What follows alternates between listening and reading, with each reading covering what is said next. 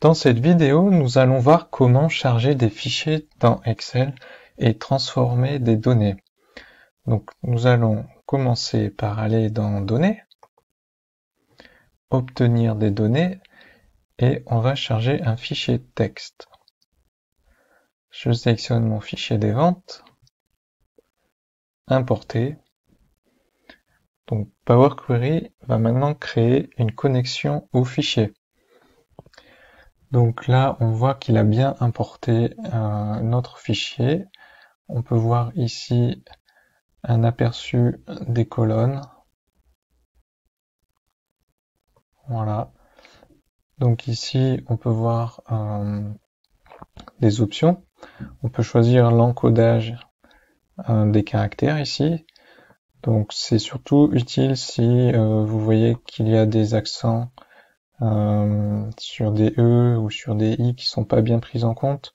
Donc à ce moment-là, vous pouvez jouer là sur le jeu de caractères et vous pouvez notamment essayer l'encodage UTF-8. Donc ici, on choisit le séparateur de colonnes, si c'est un fichier texte. Donc là, Power Query a détecté automatiquement le délimiteur vu qu'il a bien séparé les colonnes. Et ici, une autre option que j'utilise pas. Donc là, maintenant, on fait transformer les données.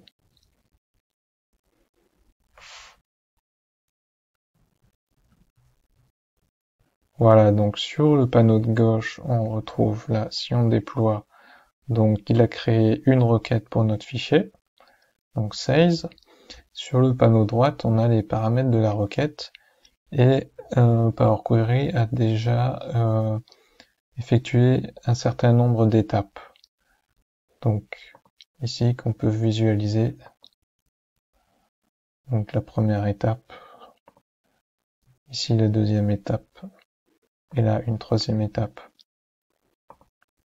Donc là, on voit que Power Query essaye toujours de détecter le type des données et effectuer la transformation du type de données. Donc là, par exemple, si on revient en arrière, voilà, tout est en texte.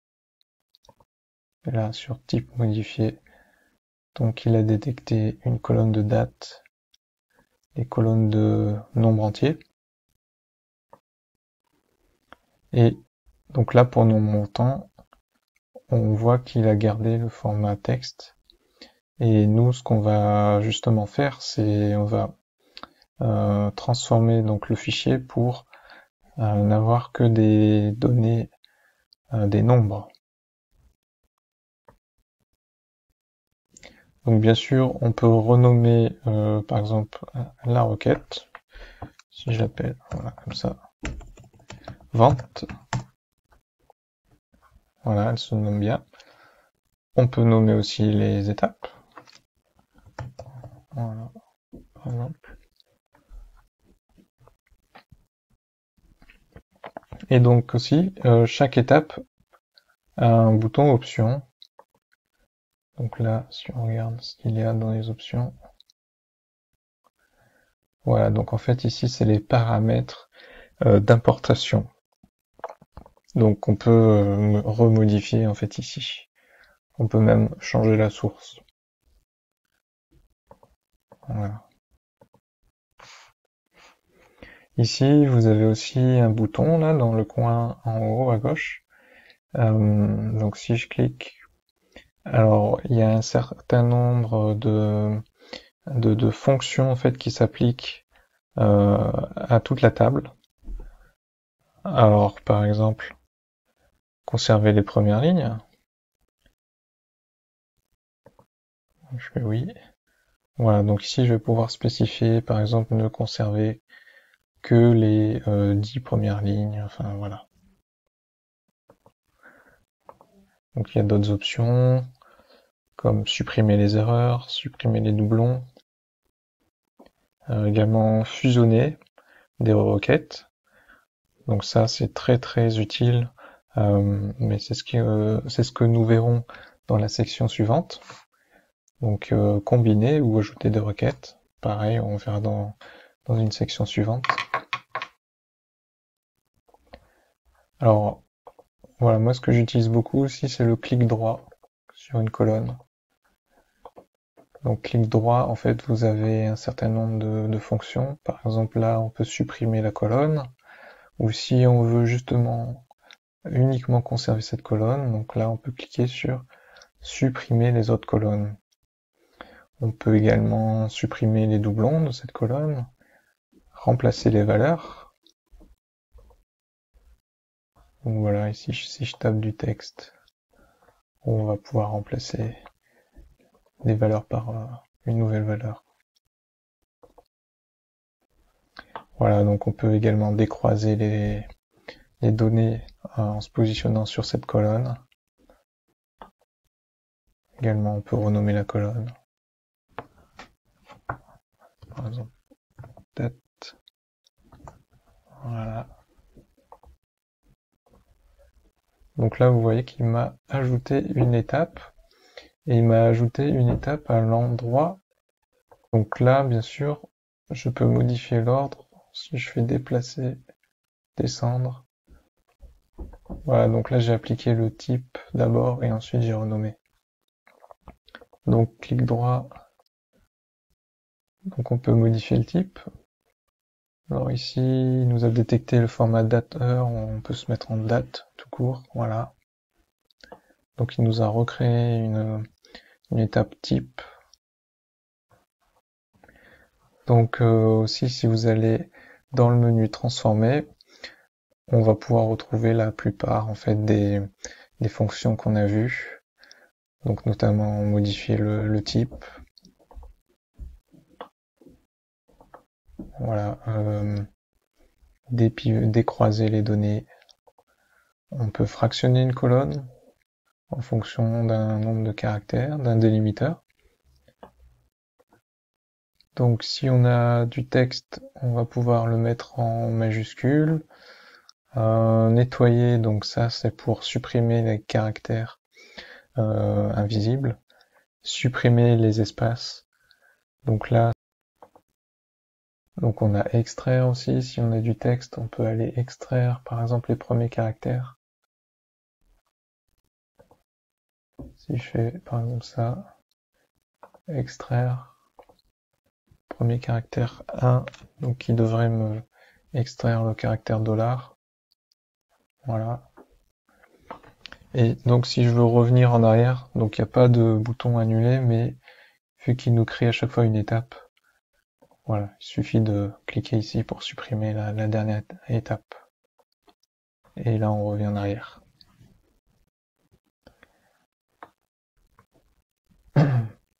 Donc là, ce qu'on va faire, c'est qu'on va convertir donc nos valeurs là. Je vois aussi qu'il y a un espace pour le séparateur des milliers, donc on va également supprimer. Alors on va commencer par celui-là, tiens. Donc là je sélectionne toutes mes colonnes concernées, donc par les modifications. Voilà. Clic droit, remplacer les valeurs.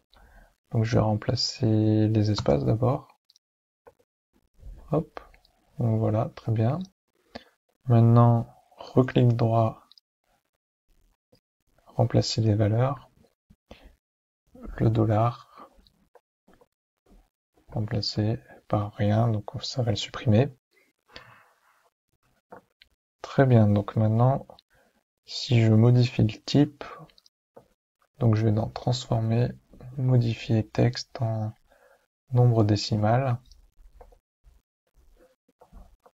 Très bien, donc il m'a bien converti donc mes valeurs en dollars en nombre décimaux.